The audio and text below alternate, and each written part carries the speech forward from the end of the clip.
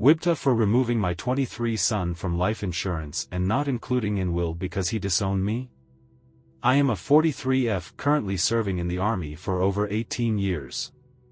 I have 3 children 25F, 23M, 17M.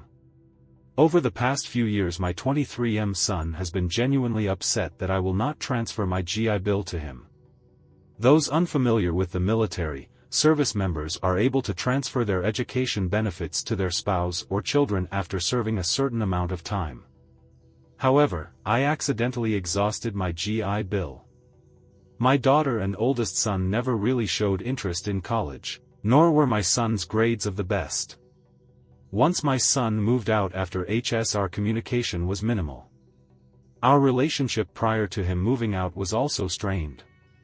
As a parent, I hope I am not the only one to say my son and I just did not get along and could never seem to connect as he got older and got worse the older he got.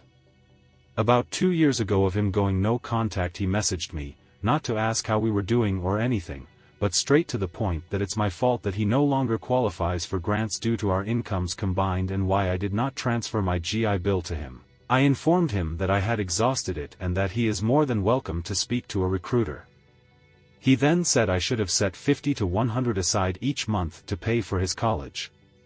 At this point I call him entitled and told him I don't owe him anything once he moved out of my household.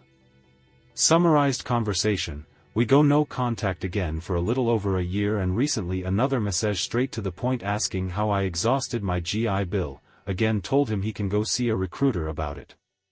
The less this conversation still ended on that I should be responsible for his college. Let it be clear, before I joined the Army I was a single parent having my first child at 17, living in poverty making less than $11,000 a year.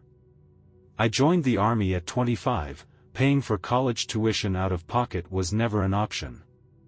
I did the best I could as a parent and I know I would never win Mother of the Year. In both conversation I did apologize for the mistakes I made along the way. It's clear they bother him. But this conversation ended with him stating he does not view me as his mother and blocked me on everything. He made it clear to his sister that he does not view me as his mother and I am nothing more than an egg donor. It is time for me to update my life insurance and do a will and I am considering excluding him. WIBTAH.